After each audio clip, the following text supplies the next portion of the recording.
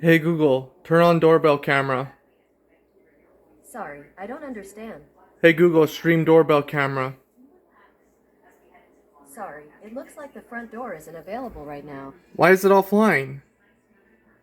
Hey Google, why is the front door camera on offline? I don't know, but I found these results on search.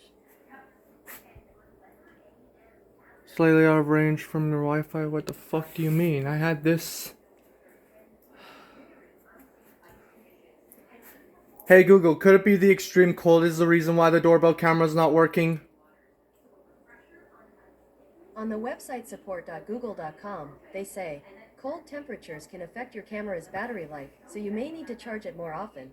If your camera is plugged into a power source, make sure that the power is switched on at the breaker box. To find out more, look for the link in your Google Home or Google Assistant app. I did this boiling water freezing experiment right there. I thought the doorbell camera would have. Let's see if it. Holy shit! Yeah, the doorbell really does not work. Look at that.